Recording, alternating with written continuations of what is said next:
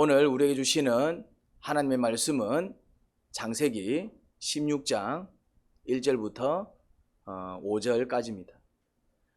아브라함의 아내 사레는 아이를 낳지 못하였다. 그에게는 하갈이라고 하는 이집트의 사람 여종이 있었다. 사레가 아브라함에게 말하였다. 주님께서 나에게 아이를 가지지 못하게 하시니 당신은 나의 여종과 동침하십시오. 하갈의 몸을 빌려서 집안의 대를 이어갈 수 있기를 바랍니다. 아브라함은 사레의 말을 따랐다. 아브라함의 아내 사레가 자기 여종 이집트 사람 하갈을 데려다가 자기 남편 아브라함에게 아내로 준 때는 아브라함이 가나안 땅에서 살아온 지 10년이 지난 뒤이다. 아브라함이 하갈과 동침하니 하갈이 임신하였다. 하갈은 자기가 임신한 것을 알고서 자기의 여주인을 깔보았다. 사레가 아브라함에게 말하였다. 내가 받는 이 고통은 당신이 책임을 지셔야 합니다. 나의 종을 당신 품에 안겨 주었더니 그 종이 자기가 임신한 것을 알고서 나를 멸시합니다. 주님께서 당신과 나 사이를 판단해 주시면 좋겠습니다. 아멘. 하나님은 연거푸 후손에 대한 약속을 하셨습니다. 심지어 짐승을 반으로 잘라놓고 그 사이를 하나님께서 직접 지나가시면서 언약을 맺으셨습니다. 아브라함아, 내가 만약 약속을 어기면 날 반토막 내. 그런 말씀이죠. 반드시 약속을 지키시겠다는 말씀입니다. 그렇게까지 약속을 하셨지만 사레는 불안하였습니다. 자식 하나 낳지 못하고 있는데 후손에 대한 약속이 무슨 소용이 있었을까요? 자신은 더 이상 아이를 낳을 수 없는 상태고 보아하니 남편 아브라함도 나이가 계속 들어가니 빨리 무슨 수를 써야 할 것만 같았습니다. 사레에게 하갈이라는 몸종이 있었습니다. 이집트 여인이었습니다. 하갈이 사레의 총애를 받았나 봅니다. 사레는 큰 결단을 합니다. 집안의 대를 잇기 위해서 그 하갈을 아브라함 첩으로 드리기로 했습니다. 그런데 아브라함도 그 제안을 싫어하지 않았습니다. 수락을 합니다. 아브라함도 그런 생각이 있었지만 내가 첩이라도 드려야 되나, 아이를 낳으려면. 차마 그런 생각은 있었지만 말은 못하고 있는데 사레가 먼저 그 이야기를 하니 내심 반가웠는지 모르지요. 아브라함이 하갈과 잠자리를 같이 했습니다. 하갈이 임신을 하지요.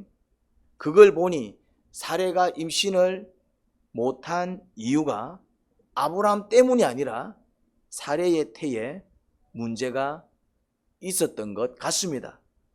그런데 여기까지는 좋습니다. 문제는 그 다음부터였습니다.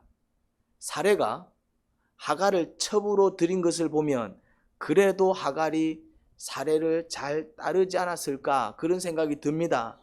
사레가 하갈을 믿었던 것이지요. 대를 잇는 일에 하갈을 섰다 이 말입니다. 대를 잇는 일, 자기를 대신해서 그런 일을 아무한테나 맡기겠습니까? 아무나 드리겠냐고요. 정황적으로 볼 때 그렇지 않을 것입니다. 큰 일이기 때문에 누구를 택했겠습니까? 자기가 그래도 참 믿고 맡길 수 있는 그런 사람 아니었겠습니까? 아마 사레가 하갈을 믿었던 것 같아요. 그 말은 하갈이 사레를 어떻게 했다는 얘기겠습니까? 뭔가 이렇게 이제 충성스럽게 순종적으로 잘 따르지 않았겠습니까? 그런 사람을 믿는 것이지, 말도 잘 안 듣고 지 맘대로 하고 맡겨놓으면 그냥 막 부르면 없고 찾으면 없고 그런 믿음지 못한 자에게 이런 큰일을 맡기진 못하겠죠. 그래도 늘 옆에서 자기를 위로해주고 늘 말벗이 되어주고 큰일이 있을 때 또 지혜로운 말로 늘 자기를 돕고 그런 어떤 총애와 믿음이 있었기에 하갈에게 또 그런 자리를 맡기지 않았을까, 그런 생각을 해보게 됩니다. 어쨌든 사레가 직접 고른 첩입니다. 아브라함이 어디서 첩을 데려온 게 아니요. 아브라함이 오늘부터 이 여자가 내 첩이야 데려온 게 아니라 하갈은 누가 직접 고른 첩이라고요? 사례가 믿을 만한 몸종이었을 겁니다. 근데 이게 웬걸 하갈이 임신을 하고 태도가 싹 바뀌었습니다. 사례를 대하는 태도가 이전과 사뭇 달라졌습니다. 다른 생각이 들어간 것입니다. 그렇게 고분고분하고 착하던 하갈이 무척 도도해졌습니다. 안주의 날개를 우습게 하는 것입니다. 아이를 임신했으니 누구 아이를 임신했습니까? 아브라함. 그러니 아브라함은 하갈이 예뻤으라기보다는 자기 애를 임신한 여자였으니 그 하갈을 얼마나 아꼈겠습니까? 무슨 말인지 이해됩니까?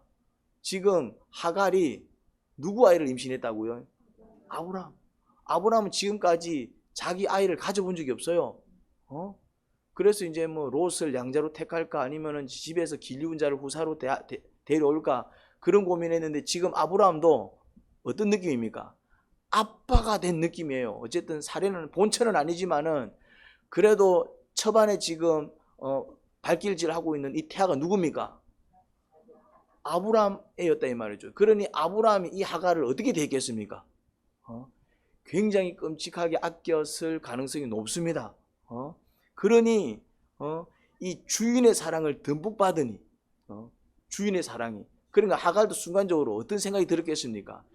주인의 사랑을 듬뿍 받는다 이 말이에요. 지금까지 받아보지 못한 몸종으로서 늘 대우를 받았는데 종이었다 이 말이죠.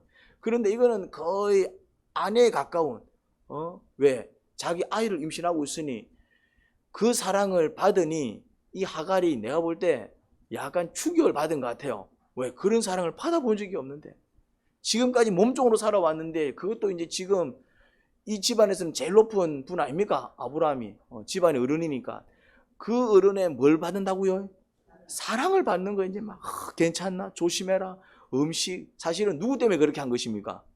아기 때문에 그렇게 한 것이지만은 그 아기가 하갈의 뱃속에 있었으니 아브라함은 하갈을 아마 극진히 대우하지 않았을까?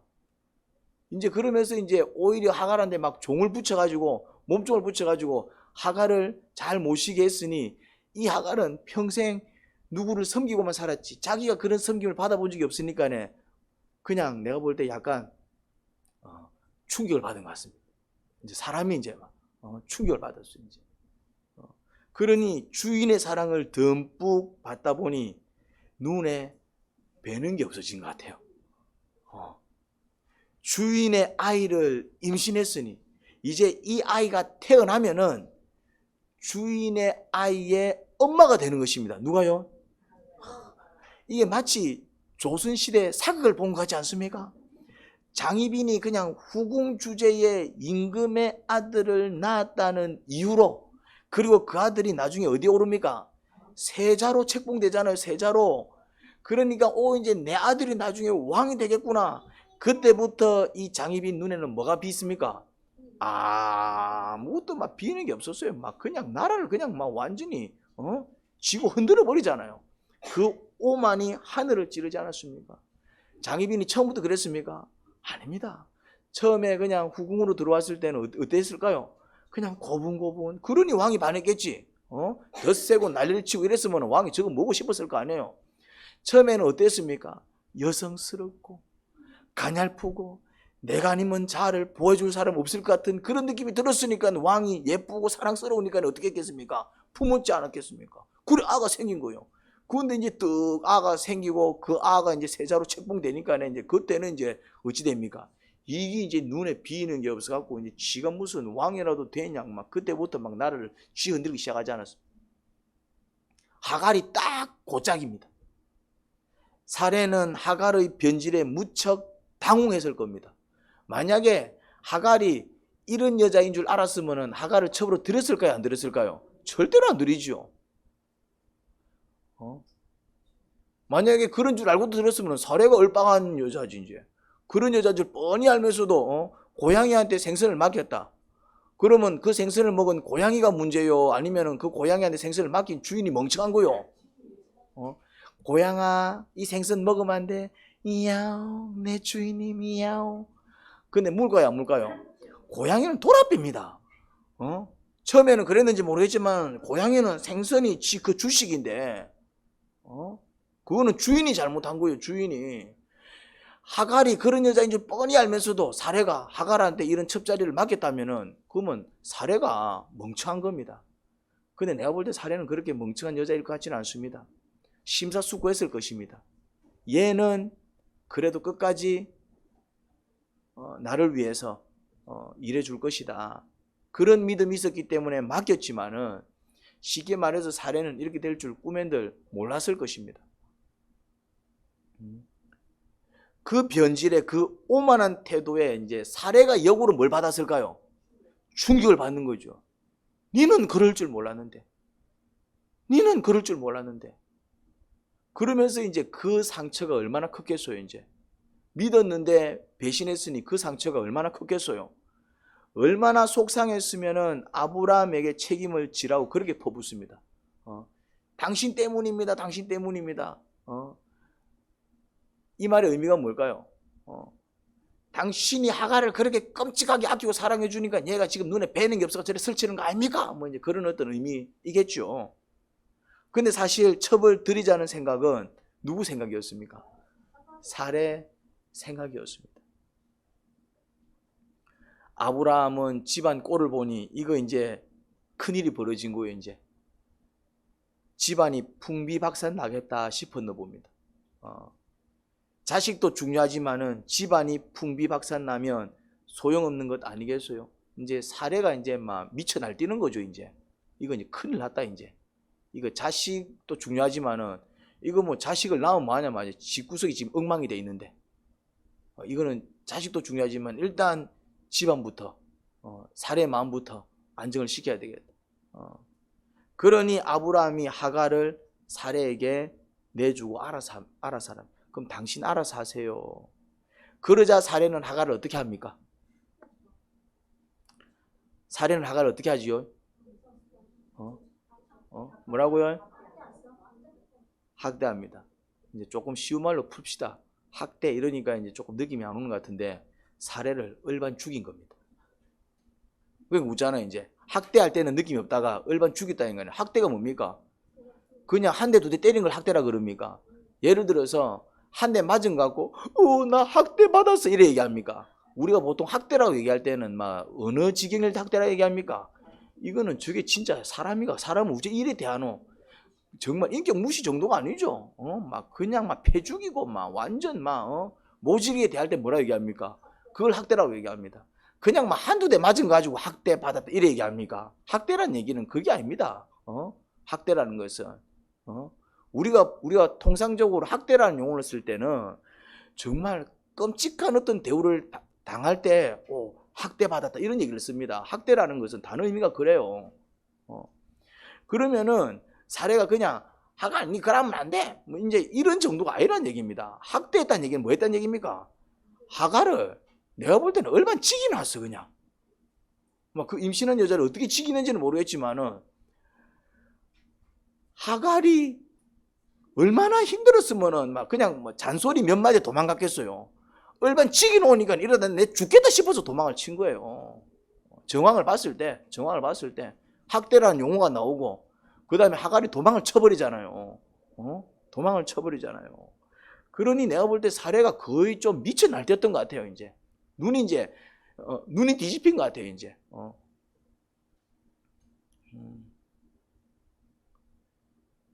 학대가 얼마나 심했으면 하갈이 도망을 쳤겠어요. 여자가 한을 품으면 온 6월에도 서리가 내린다잖아요. 사례가 얼마나 속상했으면 하갈을 얼반 죽였을까요? 이해는 갑니다. 왜 하갈을 얼반 죽였는지. 내가 볼 때 살짝 지금 눈이 돌아간 거예요. 사례가. 하갈의 어떤 배신, 변질, 거기서 온 충격. 이런 거 보면 여자들이 남자들보다 더 무섭기도 합니다. 우리 교회는 참고로 여자들이 많습니다. 할렐루야. 성령 충만하셔야 됩니다. 여러분들이 성령 충만하셔야 됩니다. 그래서 여러분들을 끌고 철야기도 시켰던 겁니다. 성령 충만을 받게 해야 내가 살겠다 싶어가지고. 할렐루야. 근데 진짜 완전 성령으로 충만해졌습니다. 정말 놀라운 역사가 일어났습니다. 나중에 한번 물어보십시오. 어떤 일이 벌어졌는가. 어마어마한 일이 벌어졌습니다. 그럴 수밖에. 9시간을 기도, 9시간을. 와, 9시간을. 어마어마한 시간이에요. 9시간을. 9시간을 그냥 막 기도하고 찬양하고 막 설교하고 기도하고 찬양하고 설교하고 기도하고 9시간을. 한두 시간만 해도 대단한데. 그걸 해내가지고 이제 마칠 때는 육신은 얼반 너부러졌는데 완전 막 얼반 너부러지죠. 이제 한 9시간 기도하니까 얼굴은 그 영은 막 완전 막 성령으로 충만해가고 이게 성령님 정말 살아계시구나 눈으로 목격하는 시간이었습니다. 저도 놀라고 본인들도 놀라고 막. 근데 안타깝게도 지금 사례는 무엇이었다? 이제 악한 영이 씌인 거예요. 이제 이게 막 충격을 받아가지고 마음이 상해가지고 마음이 상하면 누가 들어온다고요? 마귀가 들어요. 마음이 상하면. 그래서 상처 받으면 안 돼요. 상처 받는 순간 누가 들어온다고요? 그래서 상처를 주는 것도 사실은 잘못된 것이지만 상처를 받는 것도 위험합니다. 상처를 받는 순간 그때부터 누가 들어온다고요? 그러니까 상처를 안 받기 위해서 노력하셔야 됩니다. 상처를 안 받는 방법이 뭔지 아십니까? 용서입니다. 용서하셔야 됩니다. 그냥 용서하셔야 돼요. 그냥 이해하고 용서하셔야 됩니다. 근데 그것도 쉽지가 않아요. 지금 이게 이제 완전 상처받고 자기가 감당이 안 되고 눈이 뒤집히니까네 지금 자기 몸종을 지가 첩으로 들여놓고는 어떻게 하고 있습니까? 얼반 죽여놨습니다. 5절에서 사례가 아브라함에게 이렇게 말합니다. 내가 받는 이 고통은 당신이 책임을 지셔야 합니다. 나의 종을 당신의 품에 안겨 주었더니 그 종이 자기가 임신한 것을 알고 나를 멸시합니다. 주님께서 당신과 나 사이를 판단해 주시면 좋겠습니다. 지금 이 말을 어떻게 했겠습니까? 내가 받는 이 고통을 당신이 책임져 줬으면 좋겠는데요. 이래 했겠습니까? 이게 그런 내용입니까? 지금 막 독이 차갖고 막 악이 차갖고 막 남편한테 지금 막 달려들고 있잖아요. 이렇게 하면 되면 됩니까? 안 됩니까? 아내가 남편한테 이렇게 달려들면 됩니까? 안 됩니까? 지금 이게 무슨 모습입니까? 성령 충만한 모습입니까? 아니면 귀신이 들어왔냐? 상처받으면 이런 일이 벌어집니다. 상처받으면 막 남편한테 달려든다니까요. 남편에 달려들어요. 막 눈에 뵈는 게 없고 막 달려듭니다. 이제 상처받으면은 그냥 막 목사한테 달려든다 이 말이죠. 상처받으면은 막 위고 아래고 없어 막 달려드는 거예요. 이제 막 얼마나 죽여놓는 거예요. 그리고 아래 사람들 어떻게 합니까? 막 이게 상처받아가지고 열받아가지고 막 속상하면은 부모가 자식을 아무리 사랑하지만은 딱 그렇게 이제 마귀가 충만해 보면 악을 어떻게 할까요? 얼반 찍입니다. 그래서 그 악 어떻게 합니까? 가출한다 이 말이죠. 가출한다. 좀 뭔가 이렇게 오버랩 되는 사건이 생각이 나죠. 사례가 아브라함을 후려잡고 있습니다. 아브라함 탓을 하면 아브라함을 얼마나 몰아치는지 이 말투에서 사례가 지금 얼마나 속상해하고 억울해하는지 느껴집니다. 그리고 6절에서 사례가 하가를 어떻게 했다고요? 학대합니다. 중죄인 다루듯이 막 족쳐버렸어요. 사례 분노가 얼마나 큰지 알 수 있습니다. 사례가 이렇게 무서운 여자였나 싶을 정도입니다. 사례가 지금 악에 받쳐 그의 몸증을 후려잡는 거죠. 그런데 사례가 놓치고 있는 게 있습니다. 이해는 되는데 정말 자기가 이제 억울해서 이제 너무 마음이 상해서 남편한테 지금 대들고 지금 사실 이게 자기가 원했던 그림이 아니잖아요. 자기는 지금 가정을 위해서 어찌 보면 희생한 거 아닙니까? 여자가 어찌 보면은 자기 권리를 내려놓고 지금 첩을 들인 거 아닙니까? 이제 이 남편과의 잠을 자는 그 권리는 누구만의 권리입니까? 아내만의 권리 아닙니까? 근데 나만이 누릴 수 있는 권리를 지금 누구한테 넘긴 겁니까? 이 가능합니까? 이 가능한 게 아닙니다. 엄청나게 내려놓은 겁니다. 희생을 치렀다면 뭐를 위해서? 대를 잇기 위해서. 대를 잇기 위해서 자기는 그 누구한테 양보할 수 없는 한 여자가 한 남자와 잠을 자는 그 잠자리, 마찬가지로 남자가 한 여자와 같이 자는 그 잠자리는 누구만의 특혜입니까? 부부만의 특혜입니다. 결혼하신 분들이요, 여러분들의 남편이 다른 여자하고 하룻밤 자고 와도 됩니까? 아니 364일은 여러분들하고 자고 꼴랑 하룻밤 자고 왔는데 괜찮습니까? 하루도 안 되잖아요. 특혜다 이 말입니다. 마찬가지 그 반대, 여자도 마찬가지고 남자도 마찬가지고 나만의 고난이다 이 말이죠. 근데 그 고난을 지금 누구한테 넘기는 겁니까? 하갈한테. 그러면 지금 사례는 그냥만 내 몸종하고 하룻밤 잤어요 이런 개념이 아니에요. 그 자리는 여자로서 어찌 보면 모든 것을 내려놓는 것입니다. 지금 자기는 밖에 있고 지금 방 안에서는 자기 몸종하고 자기 남편이 뭐하고 있다? 그거를 사례가 봤을까요? 안 봤을까요? 봤죠. 자기는 뭐한 겁니까? 근데 왜 그걸 참아요? 여자로서 얼마나 자존심이 상하고 얼마나 수치감을 느낍니까? 그거 왜 참습니까? 대를 잇기 위해서. 그러니까 이건 뭡니까? 자기 딴에는 뭐한 겁니까? 희생한 거 아닙니까? 희생했는데 돌아온 게 뭡니까? 이것들이 말이지. 하갈한테 이제 자기 몸종한테 자기 남편과 잘 수 있는 특혜를 줬는데 이게 이제 임신했다고 이제 눈에 뵈는 게 없어져갖고 막 자기 주인을 못 알아보고 그리고 남편은 말이지 임신했다고 해갖고 말이지 막 그 막 홀딱 빠져가지고 막 사례를 헤아리지 못하고 막 그냥 하갈에 미쳐가지고 막 자기는 그런 희생을 했는데 이것들은 뭐하냐 이 말이지. 이해는 갑니다. 근데 놓치고 있는 게 있습니다. 이걸 누가 제의했어요? 그러니까 살해 무덤을 누가 판 겁니까? 뭔만 이해됩니까? 살해로부터 시작한 일입니다. 아브라함이 하갈을 첩 삼겠다고 했습니까? 하갈이 자기를 첩으로 삼아달라고 그랬습니까? 그러면요, 살해가 하갈을 첩으로 들인 거죠. 그러면 누가 뭐래도 1차적인 책임이 누구한테 있습니까?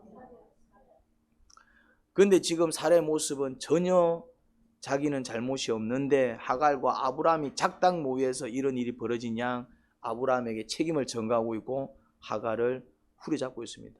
물론 아브라함한테는 전혀 잘못이 없고 하갈한테는 전혀 잘못이 없다 그 얘기가 아닙니다. 하갈이 이제 임신하자 이제 눈이 뒤집힌 거, 눈에 뵈는 게 없는 거, 이건 하갈의 잘못 아닙니까? 자기 신분을 알았어야지. 그래도 또 아브라함이 비록 이제 자기 아이를 가졌지만은 그래 이제 그 아이 때문에 뭐 하갈을 이렇게 아끼는 건 이해가 되지만은 그런데 이제 살해 입장을 배려해서 그런 부분들을 좀 조심스럽게 했어야 될 것 아닙니까 이제. 그럼에도 불구하고 지금 살해의 이 모습은 그럼에도 불구하고 이 모든 일의 출발은 누굽니까? 살해 아닙니까? 살해가 제의한 거잖아요. 살해가. 그러면은 어쨌거나 모두에게 잘못이 있지만은 1차적인 책임은 누구한테 있습니까? 살해. 그런데 지금 물론 살해가 그 상처와 그 아픔을 이해는 하지만은 지금 미쳐 날뛰는 꼴이 마치 자기는 전혀 잘못이 없는데 하갈과 아브람만의 잘못이냐, 그들이 작당 모의에서 이런 일이 벌어진 것처럼 지금 아브람에게 책임을 묻고 있고 하갈을 후려잡고 있습니다. 여러분, 우리가 어떤 일을 할 때 반드시 기도를 먼저 해서 하나님께서 허락하시면 하고 허락하지 않으시면 하면 안 되는 이유가 뭘까요? 살해가 하갈을 첩으로 드릴 때 그게 주님의 뜻이었을까요? 아니면 살해의 뜻이었을까요? 살해가 하갈을 첩으로 드릴 때 충분히 기도해서 주님으로부터 응답을 받고 그랬을까요? 아니면 자기 급한 마음에 머리를 굴리다가 이렇게 하면 좋겠다 싶어 한 것일까요? 그렇게 생각하는 이유가 뭐지요? 근거가 있어야지. 성경에는 그런 내용이 안 나오는데 뭐라고요? 그렇죠. 이 결과는 주님께 순종하면 절대로 나올 수 없는 결과입니다. 이 결과는 불순종의 결과입니다. 순종하면은 성경에서 분명히 약속하고 있습니다. 주님께 순종하면 어떤 일이 벌어진다고요? 신명기 28장 나가도 복을 받고 들어와도 복을 받고 막 이래도 복을 받고 뭐 떡반죽이 복을 받고 어쩌고 복을 받고 뭐 이래 복을 받고 저래 복을 받고 순종하면 어찌 된다고요? 그냥 막 복이 쏟아집니다. 이제 복 받았어요? 못 받았어요? 자, 불순종하면 어떻게 된다 그랬습니까? 주님께서 하지마 했는데 한다든지 주님께서 좀 하지 했는데 그 말씀을 가볍게 여기거나 무시할 경우 어떤 일이 벌어진다고요? 나가도 저주를 받고 들어가도 뭐 저주를 받고 뭐 떡반죽이 저주를 받고 어쩌고 저주를 받고 저쩌고 저주를 받고.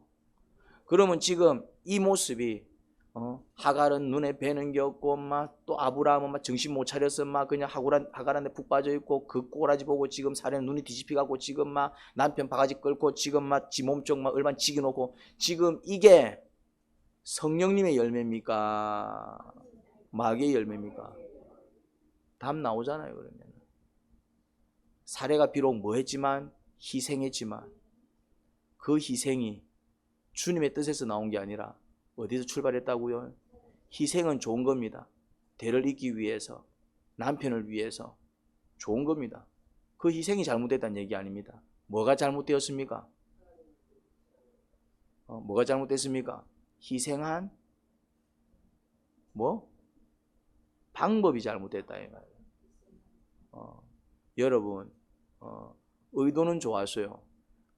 이거는 우리 가운데 정말 많이 벌어집니다. 자 봅시다. 이 하갈이 살인을 저질렀습니까? 하갈이 도둑질을 했어요? 살인을 저질러서 이런 일을 당하면은 너무 당연한 거 아닙니까? 살인자가 오히려 잘 살고 있으면 잘못된 거 아닙니까? 물건을 훔친 자가 이런 일을 당하면 당연한 거 아닙니까? 그래 너의 물건 훔치더니 그걸 갖고 이상하게 생각하는 사람 없을 것입니다. 오히려 물건을 훔쳐놓고도 잘 먹고 잘 살면 그게 이상한 거 아닙니까? 근데 사례가 그런 중범죄를 저질렀습니까? 사례는 뭐 했습니까? 희생했다 이 말입니다. 희생은 선한 겁니까? 악한 겁니까? 선한 거죠. 선한가 하면은 선을 행하면 뭘 받아야 됩니까? 복을 받아야죠. 그런데 뭐가 잘못되었다? 방법이 잘못돼. 여러분들이 저주를 받는 것 중에서 우리가 저주를 받는 것 중에서 심각한 범죄를 저질러서 저주를 받는 경우는 거의 드뭅니다. 여러분들이 정말 시련을 당하고 어려움을 당하고 아픔을 당할 때 살인 한번 저질러 본 적 있습니까? 여러분들이 시련을 당하고 아픔을 당할 때 도둑질 한번 해본 적 있습니까? 바르게 살았다 이 말입니다. 바르게. 그리고 이제 대부분 어떤 일을 해 나갈 때에 사실 뭐 했을 가능성이 높아요? 희생을 하고 또 내가 어떻게 하면 잘 될 수 있을까? 그런데 결과적으로 어떤 일들이 참 많아요. 막 일이 꼬여가지고 내가 상처 입고 막 다른 사람들이 힘들어하고 그래서 결과적으로 어떤 마음이 듭니까?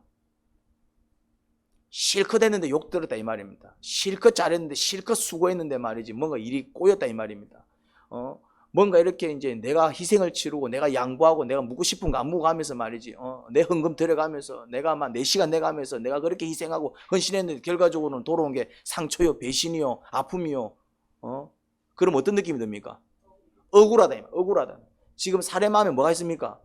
억울해 죽겠습니다. 억울해. 나는 희생했는데 나는 정말 여자로서 포기할 수 없는 그런 특혜까지 내가 내려놓고 내가 이렇게 희생했는데 어떻게 너가 나한테 이럴 수 있노? 이런 자세다 이 말이죠.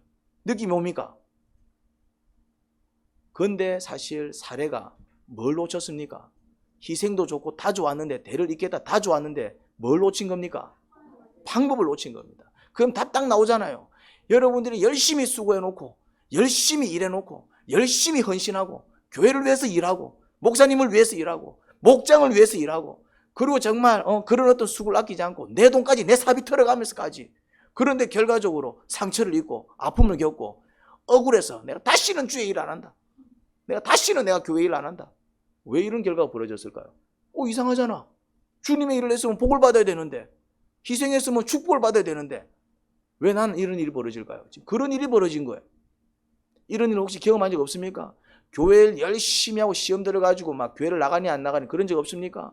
뭔가 목장을 위해서 내가 남을 위해서 그 한 영혼 구원하겠다고 내가 그렇게 헌신하고 내가 참 내가 남 같으면 절대로 그렇게 안 할 사람인데 근데 돌아온 건 상처고 아픔이고 내가 그래갖고 막 계속 일을 하니 많이 그런 억울함을 경험해 본 적이 없습니까?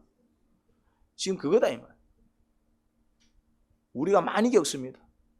사례를 통해서 지혜를 배워야 됩니다. 사례가 다 좋았는데 뭘 놓쳤습니까? 방법을 놓쳤어요. 그 방법이 어떤 방법이었습니까? 주님께서 허락하신 방법일까요? 아니면은 그냥 이렇게 하면 좋을 것 같아 자기 보기에 좋은 방법이었을까요? 그러니까 우리가 어떻게 살아간다는 얘기입니까? 많은 크리스찬들이 죄송하지만은 심각한 문제 때문에, 심각한 죄악 때문에 어려움을 겪는 게 아닙니다. 거의 대부분이 어디서 문제를 겪냐면은 방법에서 문제를 겪습니다. 다 어떤 방법을 선택한다고요? 그냥 내가 보기에 이렇게 하면 좋을 것 같아. 아, 이렇게 하면 좋을 것 같아. 아, 이렇게 하면 좋을 것 같아. 거기서 벗어나셔야 됩니다. 거기서. 사례가 그 방법에서 못 벗어났던 거예요. 그냥 이 방법은 누구 방법입니까? 이 처벌 드리는 방법은 누구 방법입니까? 세상 방법입니다. 그 당시 문화가 그랬다면 우리나라 조선시대만 해도 대를 못 이으면 뭐 했습니까? 혹시 여러분들 시바지, 시주기 아십니까?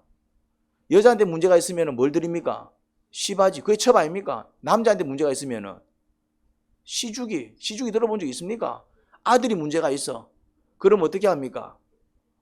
몸종 중에 돌쇠 같은 몸종이잖아. 돌쇠 같은 막 장장 한 방에 패버리고 막 완전 막 그런 돌쇠 있잖아요. 이제 막 그 뭐지 나무를 패오면은 막 나무를 막 어찌 패옵니까? 막 남들은 하나도 못 드는 거를 지는 막 두세 개를 들고 뭐니 이러면서 내려오는 있잖아. 이제 그런 애를 딱 들린다 이 말이죠. 이제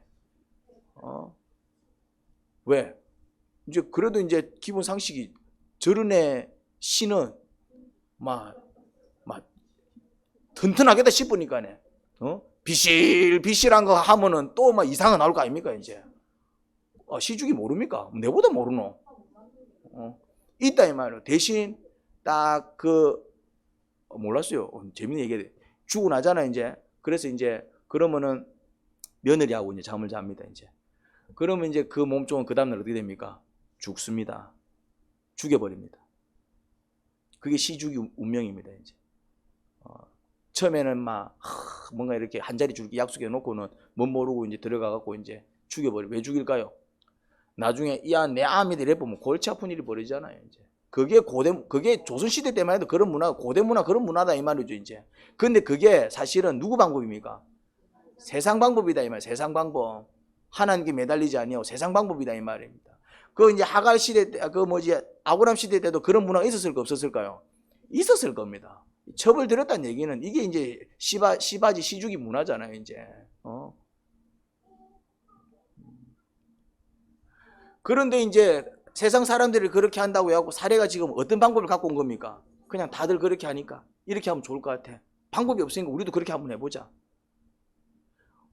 우리도 알게 모르게 하나님의 방식을 따르지 않고 어떤 방식 많이 따릅니까? 살아온 방식, 내가 살아온 방식, 그냥 세상 사람들 아무렇지도 않게 하는 방식, 그냥 그 방식을 가지고 온다 이 말이죠. 그럼 어떤 일이 벌어진다고요? 이런 일이 벌어진다. 만약에 사례가 그런 생각이 들었지만은 주님 이런 생각이 듭니다. 이렇게 해도 될까요? 물었다면 주님께서 말리셨을까요? 안 말리셨을까요? 말리셨을 겁니다. 왜요? 어떻게 할 수 있습니까? 주님은, 우리는 이제 뒷이야기를 아니까 주님은 아브람과 사례를 통해서 태어날 그 아들을 준비하고 계셨어요.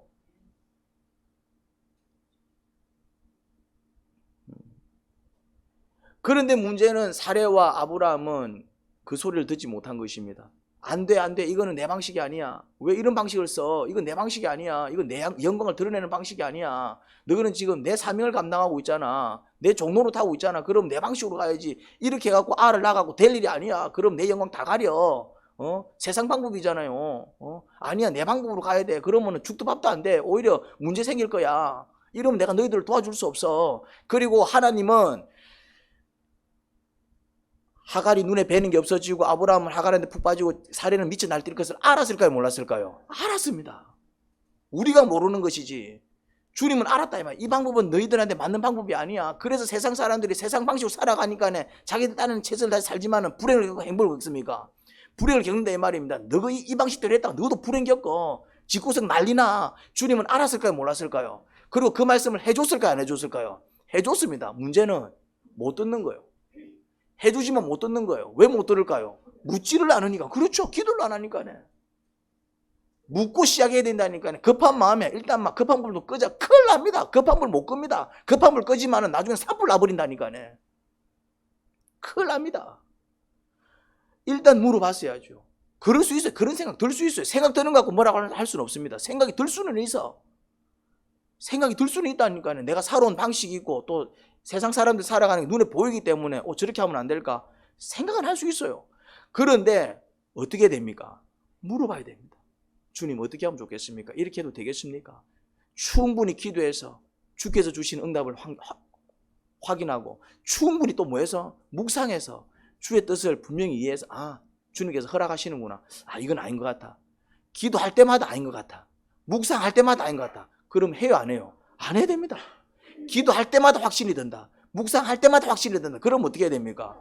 해야 되는데 기도할 때마다 자꾸 막 혼란스럽고 맞나 싶기도 하고 아닌가 싶기도 하고 묵상할 때마다 이게 뭔가 확신이 안 들고 맞는 것 같은데 아닌 것 같고 말씀은 이렇게 얘기하는데 뭔가 주님의 방식이 아닌 것 같고 그럼 어찌해야 됩니까? 조심해야 된다 이 말입니다. 그런데 아브라함과 사례는 확인하지 않았습니다. 그들이 신앙이 좋은 사람들이었는데 왜 이번에는 확인하지 않았을까요? 그들은 기도하는 사람들이었는데 왜 이번에는 확인하지 못했을까요? 그들이 그래도 주의 음성을 듣고 언약을 맺는 사람들이었는데 왜 이번에는 확인하지 못했을까요? 이유는 이건 것 같아요. 현실의 소리가 너무나도 강력했기 때문입니다. 현실의 소리가 너무 강력해. 자기는 더 이상 임신할 수 없는 상태야. 이게 현실이야. 아브라함은 나이가 자꾸 먹어가. 이게 현실입니다. 하지만 아직은 후사가 없어. 이게 현실입니다. 이런 현실 속에서 얼마나 똥치를 탔겠어요 이제. 현실의 소리가 너무 강력한 거예요. 현실의 소리가. 내 몸은 지금 아파. 두 팔은 퉁퉁 부어. 밥줄은 끊겼어. 일거리는 없어. 이게 내 현실이라니까요. 이 소리가 들리는 거예요 이제. 빨리 가게는 나가야 되는데 가게는 안 나가. 자꾸 막 월세 밀리고 막 자꾸 이제 이게 현실의 소리다 이 말입니다. 그런데 나는 능력 없고 나는 힘이 없고 현실의 소리다 이 말입니다. 현실의 소리. 나는 이제 이전만큼 힘을 못 내. 이전만큼 머리가 안 돌아가. 막 체력은 떨어져 이제. 이전에는 막 몸이라도 건강했지. 이제는 막 여기저기 아파. 뭘 하자니 해볼 수가 없어. 이게 내 현실입니다. 이게 현실. 현실의 소리가 강력하니까네. 뭘 못 듣는다? 오히려 어떤 소리를 듣습니까? 이렇게 하더라. 저렇게 하더라. 저렇게 하더라. 막 이렇게 하더라. 막 이렇게 하더라. 나도 이렇게 한번 해볼까?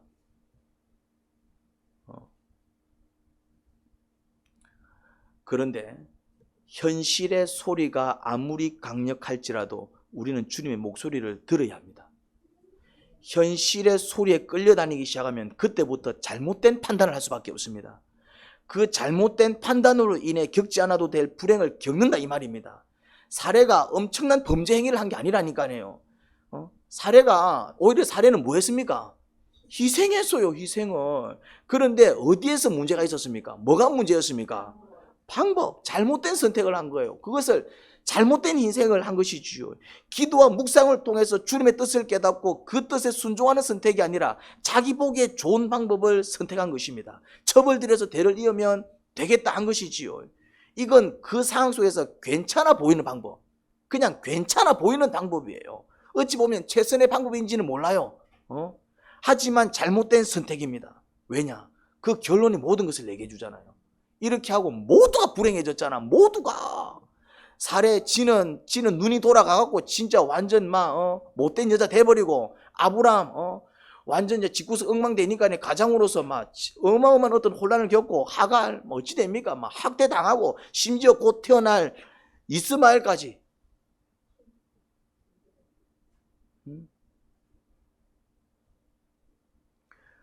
우리의 선택 가운데서도 잘못된 선택이 적지 않습니다.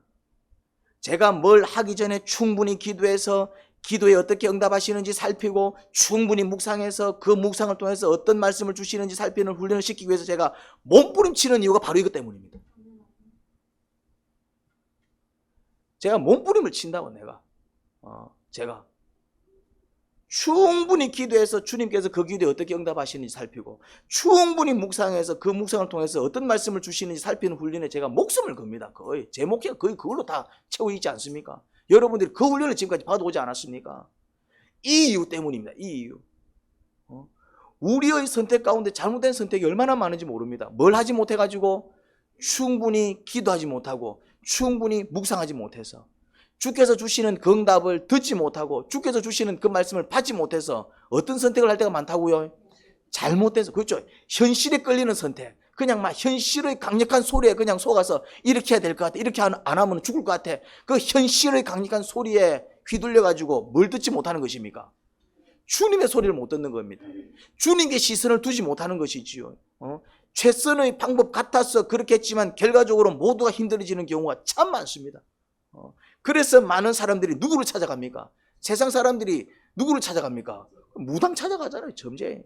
근데 무당은 귀신의 종이기 때문에 무당 찾아가는 것 자체가 잘못된 선택입니다. 그거는 귀신한테 내 인생 맡기는 거 아닙니까? 귀신은 더러운 영입니다. 타락한 천사입니다. 우리에겐 하나님 아버지께서 계시는데 무당을 왜 찾아가냐 이 말입니다. 하지만 하나님의 도움을 받으려면 기도와 묵상의 수준이 어느 정도 돼 있어야 됩니다. 적어도 내 기도에 어떻게 응답하시는지 그 응답을 들을 수 있는 수준은 돼야 되고요.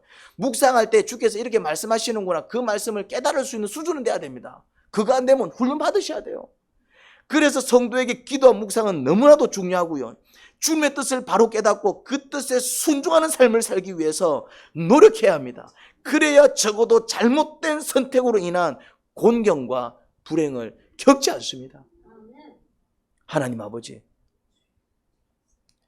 사례를 욕하는 게 아닙니다. 왜 그런 판단을 해가지고 그렇게 욕할 수 있는 사람이 몇 명이 있겠습니까? 우리가 다 그렇게 살고 있는데 오히려 사례는 대를 잇기 위해서 가정을 위해서 희생을 치른 것입니다. 그렇지만 안타깝게도 그 희생이 주님의 방식으로 치른 희생이 아니라 세속 방식, 그냥 자기가 괜찮아 여긴 그런 방식, 그것이 화근이 되었지요. 하나님 아버지, 의도가 좋고 참 그 마음이 희생으로 가득 차 있고 선한 뜻으로 시작했어도 방법에 문제가 있으면, 그러니 주의 뜻이 무엇인지 어찌하면 좋을지 이 방법이 맞는지 우리는 묻고 기도해야 합니다. 하나님, 정말 내 마음이 꽂혀도 내 생각이 꽂혀도 이거다 싶어도 기도할 수 있는 믿음과 용기를 주세요. 충분히 기도해서 기도할 때마다 확신 주면 움직여야 되고, 충분히 묵상해서 묵상할 때마다 그 말씀이 더해지면 움직여야 되는 것이지, 기도할 때마다 뭔가 조금 이게 다른 사람들한테 기도를 부탁했더니 뭔가 조금 이게 묵상을 같이 했더니 뭔가 이게 조금, 그럴 때는 보류해야 됩니다. 아니다 싶을 때는 포기해야 됩니다. 그러기 위해서는 믿음과 용기가 필요해요. 아버지, 믿음으로 살게 하세요. 믿음으로 살게 하세요. 예수님 이름으로 기도합니다. 아멘.